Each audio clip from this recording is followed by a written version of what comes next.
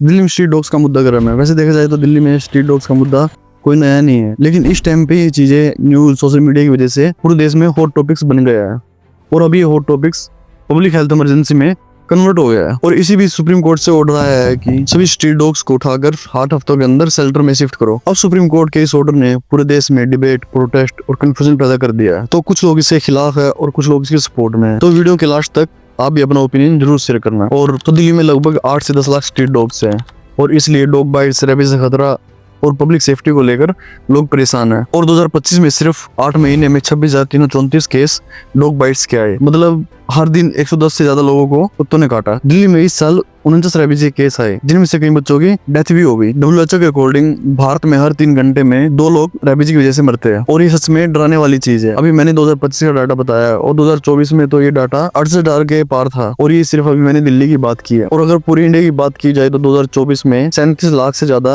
Dog bytes के case सामने आए थे और ये नंबर सच में बहुत ज्यादा है। मतलब प्रॉब्लम तो बहुत टाइम से है, लेकिन ये सब कुछ अभी क्यों स्टार्ट हुआ? तो असल में एक 6 साल की बच्ची थी छवि शर्मा। तो छवि शर्मा दिल्ली के पुतकला एरिया में अपनी चाची के घर जा रही थी और रास्ते में आवारा कुत्तों ने उस पर हमला कर दिया और उस बच्चे को काफी चोटें आई। उसे हॉस्पिटल ले जाया गया और ट्रीटमेंट किया गया। उसकी हालत और ज्यादा खराब हो गई थी। उसके हाथ पाँव काम करना बंद कर गए और यहाँ तक कि उसने बात करना ही बंद कर दिया। और जो एंटी रेबीज की वैक्सीन लगती है उसकी लास्ट डोज से 4 दिन पहले उसकी डेथ हो गई।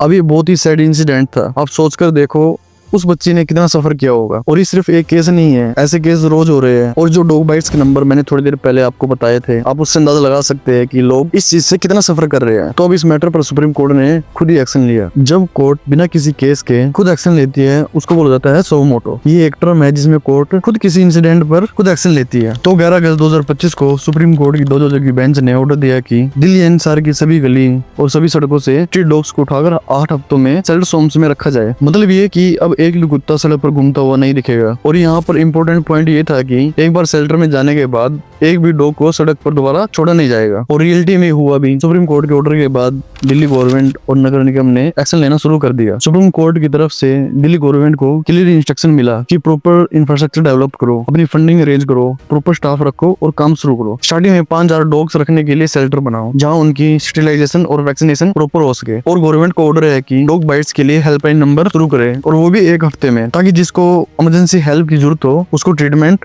मिल सके। और उसमें टाइमलाइन भी सेट की है कि अगर कोई कंप्लेंट आए तो 4 घंटे अंदर वहां जाना होगा और सिचुएशन को हैंडल करना होगा। लेकिन इस ऑर्डर में एक बात है कि अगर कोई भी पर्सन, ऑर्गेनाइजेशन, एनजीओ इस ऑर्डर के अपोज करता है तो उस पर स्ट्रिक्ट एक्शन होगा। और इसी बात से लेकर लोग भड़के हुए हैं। लेकिन असल में ऑर्डर आने के बाद दिल्ली का सीन कम्प्लीटली चेंज हो गया है। जनता 2 हिस्सों में बट गई है। अब कुछ लोग हैं जो सुप्रीम कोर्ट के ऑर्डर को सपोर्ट कर रहे हैं और कुछ लोग हैं जो अपोज कर रहे हैं। और जो लोग सपोर्ट कर रहे हैं मेनली वो लोग हैं जो डेली बेसिस पे आवारा कुत्तों से परेशान है। और जो अपोज कर रहे हैं वो लोग हैं एनजीओ और एनिमल लवर्स। और जो अपोजिशन में है वो अपोज तो हो गई। और इस सारे इंसिडेंट पर 12 अगस्त 2025 को इंडिया गेट पर 40 से 50 लोग इकट्ठा हुए, जिसमें मोस्टली एनिमल एक्टिविस्ट और डॉग लवर्स थे। और काफी सारे बैनर के साथ प्रोटेस्ट भी किया था। और फिर पुलिस ने सिचुएशन को कंट्रोल करने के लिए कईयों को डिटेन भी किया। मेन मुद्दा ये था कि ये ऑर्डर भारत सरकार के एबीसी रूल यानी एनिमल बर्थ कंट्रोल 2023 के खिलाफ थे। मतलब आवारा कुत्तों को स्टेरिलाइजेशन और वैक्सीनेशन के बाद उन्हीं एरियो में छोड़ना जरूरी था। उन्हें परमानेंट किसी शेल्टर में नहीं रखा जा सकता। एबीसी रूल 2023-2001 के रूल को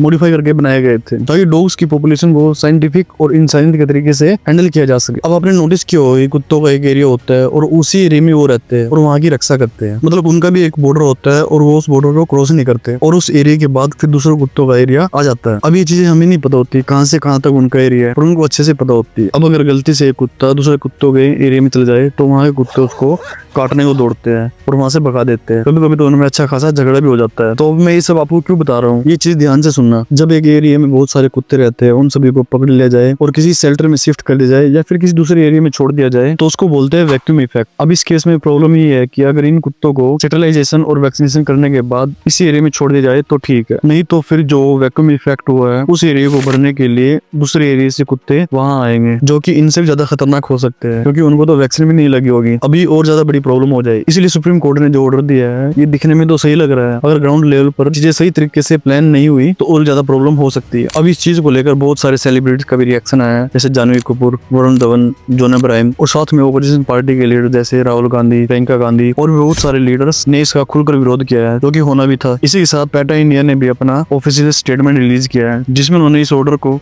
इलीगल और अनसाइंटिफिक बोला है। तो मतलब इस ऑर्डर को बहुत बैकलैश मिल रहा है और सोशल मीडिया पे भी यही दिख रहा है, लोग बहुत ज्यादा परेशान है इस ऑर्डर को लेकर। हर किसी की अपनी राय है, तो आपकी अपनी क्या राय है नीचे कमेंट करके जरूर बताना। अब अगर इस ऑर्डर की प्रैक्टिकल साइड देखें कि एक्चुअल में ऑर्डर इंप्लीमेंट कैसे होगा, और यहाँ सबसे बड़ी प्रॉब्लम सामने आई है जो है इंफ्रास्ट्रक्चर की। दिल्ली में करंटली सिर्फ 20 सेटलाइजेशन सेंटर है, जिनकी कंबाइंड कैपेसिटी अराउंड 2500 डॉग्स की है, लेकिन यहाँ तो 8 से 10 लाख डॉग्स है। प्रॉपर शेल्टर की बात करें तो प्रैक्टिकली कोई डेडिकेटेड डॉग शेल्टर एग्जिस्ट नहीं करता। अगर हर शेल्टर में 500 डॉग रखे जाए तो लगभग 2000 नए शेल्टर की जरूरत होगी। और जब सुप्रीम कोर्ट ने लैंड एक्वायर करने का ऑर्डर दिया है तो लैंड एक्वायर कहाँ से होगी? दिल्ली में ऑलरेडी लैंड की बहुत ज्यादा प्रॉब्लम है, तो इतनी बड़ी जगह कहाँ मिलेगी? एमसीडी ऑफिशियल ने बताया है कि कुछ कम्युनिटी हॉल्स, वेटरनरी हॉस्पिटल को टेम्परेरी बेस पे यूज किया जा सकता है, लेकिन वो सारी जगह भी कैपेबल नहीं है। फाइनेंशियली एस्पेक्ट देखे तो फ्यूचर और भी ज्यादा स्कैरी है। अगर एस्टिमेट लगाया जाए शेल्टर इंफ्रास्ट्रक्चर डेवलपमेंट करने के लिए कम से कम 10,000 करोड़ की इन्वेस्टमेंट चाहिए। डेली ऑपरेशनल कॉस्ट की बात करें, सिर्फ फीडिंग के लिए 11 करोड़ रुपए पर डे खर्च होगा। पर डॉग पर डे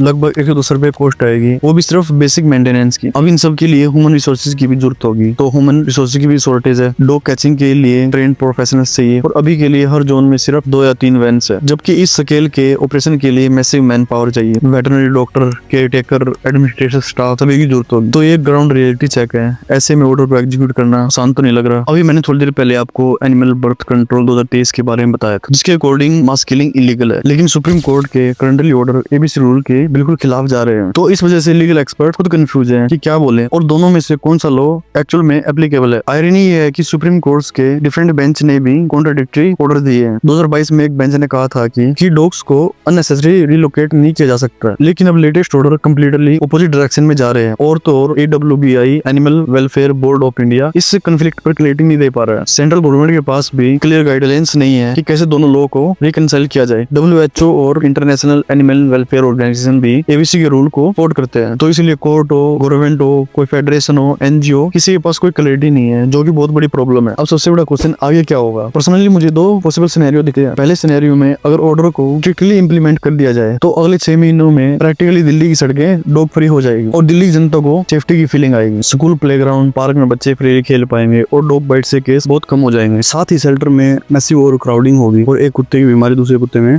फैल जाएगी। डॉग्स का मेंटल हेल्थ इफेक्ट होगा, क्योंकि जहाँ पर उनको रखा जाएगा ऑब्वियसली वो क्राउडेड स्पेस होगा और रहने के लिए नेचुरली डिजाइन नहीं है, तो लोग डिप्रेशन में जा सकते हैं और एपेटाइट लॉस हो सकता है। इकोनॉमिक बर्डन भी बहुत ज्यादा बढ़ जाएगा। डेली 11 करोड़ का मेंटेनेंस एक्सपेंस सस्टेनेबल कहीं भी नहीं लग रहा लॉन्ग टर्म में। स्टाफ की कमी, कुत्तों की केयर कॉम्प्रोमाइज होगी, तो डिनाई नहीं किया जा सकता। अब इन सब का इकोलॉजिकली इम्पैक्ट भी होगा, क्योंकि डॉग्स की वजह से रेट की पॉपुलेशन और छोटे मोटे चिड़ों की पॉपुलेशन कंट्रोल रहती है। उनके एब्सेंस में ये बैलेंस डिस्टर्ब हो सकती है। फिर हो सकता है कि रेट्स की पॉपुलेशन इतनी ज्यादा बढ़ जाए कि आने वाले टाइम में बीमारियां फैलने लगे, तो ये प्रॉब्लम करंट प्रॉब्लम से ज्यादा बड़ी हो जाएगी। दूसरे सिनेरियो में देखा जाए, अगर ऑर्डर का इम्प्लीमेंटेशन एरिया वाइज किया जाए तो इस केस में भी मिक्स रिजल्ट होंगे। कुछ एरियाज में डॉग्स को बिल्कुल हटा दिया जाएगा और कुछ एरियाज में डॉग्स ऐसे ही रहेंगे, जिससे कि पब्लिक कंफ्यूजन बढ़ जाएगी और लीगल चैलेंज जरूर आएंगे। अगर प्रॉपर एबीसी इंप्लीमेंटेशन हो सके तो धीरे धीरे इंप्रूवमेंट हो सकती है। मतलब अगर लॉन्ग टर्म सोल्यूशन देखे तो 5-7 साल में सस्टेनेबल सोल्यूशन मिल सकता है। Targeted sterilization, community feeding program, proper monetary care और एजुकेशन कैंपेन से चीजें सही हो सकती है। टेक्नोलॉजी का भी यूज हो सकता है। GPS tracking, collars, mobile app for reporting और मॉनिटरिंग कर सकते हैं। एक्चुअल में प्रॉब्लम इंडिया की नहीं, पूरी दुनिया की प्रॉब्लम है। मतलब अगर कुत्तों को हटाना परमानेंट सोल्यूशन नहीं है तो फिर क्या है? इसका आंसर हमें दुनिया के उन देशों से मिल सकता है जो इस प्रॉब्लम को अच्छे से हैंडल कर चुके हैं, जैसे नीदरलैंड, भूटान और यूरोप के कुछ देश। अगर नीदरलैंड का एग्जांपल ले तो नीदरलैंड पहली वो कंट्री है जिसने स्ट्रीट डॉग्स की प्रॉब्लम को बहुत अच्छे से हैंडल किया है और वहाँ प्रैक्टिकली कोई स्ट्रीट डॉग्स नहीं है। अब इसके लिए उन्होंने बहुत सारे स्टेप्स लिए, जैसे फ्री स्टेरिलाइजेशन और वैक्सीनेशन